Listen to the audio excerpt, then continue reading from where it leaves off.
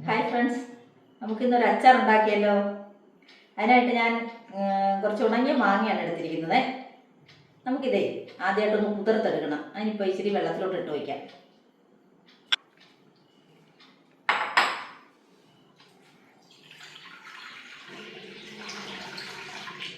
ഇത് നമ്മൾ കുതിരാനായിട്ട് ഇടുവാണേ.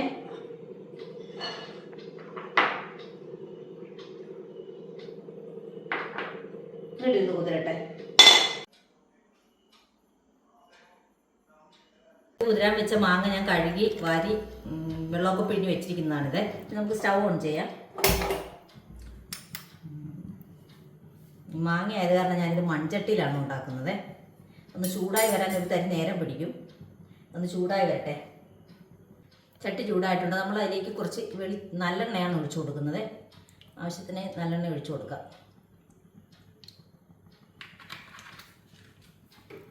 ചൂടാവട്ടെ. എണ്ണ ചൂടായിട്ടുണ്ട്. നമുക്ക് ഈ കടുക് ഒന്നിട്ട് കൊടുക്കാം.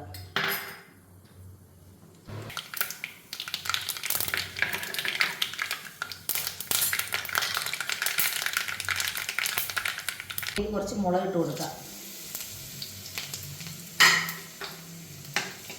ഇതിന് ആവശ്യമായിട്ടുള്ള വെളുത്തുള്ളിയാണ് ഇട്ട് കൊടുക്കുന്നത്.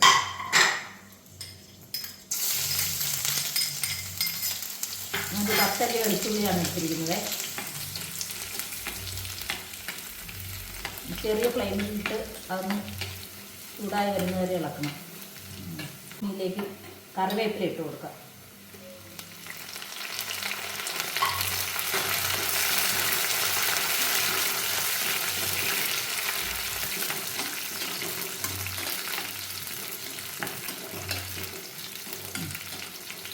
കളറൊക്കെ മാറി വെളുത്തുള്ളിയുടെ നമ്മൾ ഈ ഫ്ലെയിം ഒന്ന് ഓഫാക്കുവാണേ. ഇതിനാവശ്യമായിട്ടുള്ള മുളക് പൊടിയാണ് ഇനി ഇട്ട് കൊടുക്കുന്നത്. ഇത് കാശ്മീരി ചില്ലി നല്ല മുളകും പൊടി കൂട്ടി പൊടിച്ചതാണ്. ഇതൊരു 2 സ്പൂൺ ഇട്ട് കൊടുക്കുവാൻ. കരിയാതെ ഫ്ലെയിം ഓഫ് ചെയ്ത് വെച്ചാൽ ഞാൻ ഇളക്കുന്നത്. ഇനി ഒരു 1/4 ടീസ്പൂൺ മഞ്ഞൾപ്പൊടി,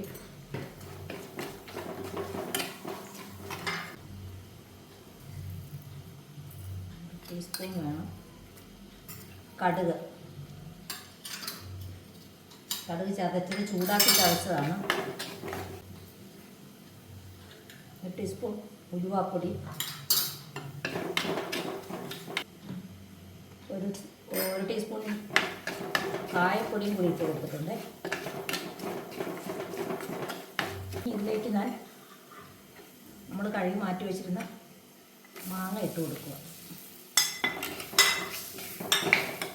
ഉപ്പ് ചേർത്ത് ഉണക്കി വെച്ചിരുന്നത് കാരണം കുറച്ച് ഉപ്പിട്ട് കൊടുത്താൽ മതി.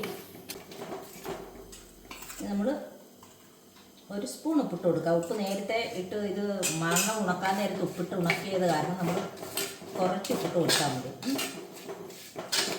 നമ്മൾ ഫ്ലെയിം അണച്ചിട്ടാണ് ഇതൊക്കെ ചെയ്തുകൊണ്ടിരുന്നത്. ഇനി ഇതിലേക്ക് നമ്മൾ കുറച്ച് വിനാഗിരി ഒഴിച്ചു കൊടുക്കണം.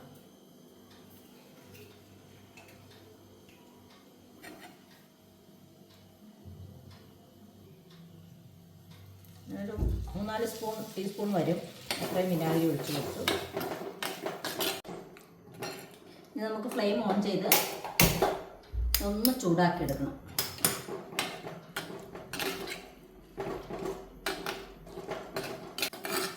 അധികം ചാറില്ലാത്തൊരു പെരുള്ളൻ പോലത്തെ ഒരു അച്ചാറാണ്. അധികം ചാറൊന്നുമില്ല. നമുക്ക് ഒരു ഉണക്ക അച്ചാറെ പോലെ വരും. ഇച്ചിരി കഴിയുമ്പോൾ ഈ മാങ്ങയൊക്കെ ഒന്ന് കുതിർന്ന് വരുമ്പോഴത്തേക്ക്. വിനാഗിരി തിളച്ചിട്ടുണ്ട്. അച്ചാർ പാകമായിട്ടുണ്ട്. നമ്മളിനി ഫ്ലെയിം ഓഫ് ആക്കുകയാണ്. നമ്മുടെ അച്ചാർ പാകമായി. നമ്മുടെ അച്ചാറിൻ്റെ റെഡി ആയിട്ടുണ്ട്. ഞാൻ ഒരു പാത്രത്തിലെടുത്ത് കാണിക്കാം. അങ്ങനെ ഉണ്ടെന്ന് നോക്കാം നമുക്ക്.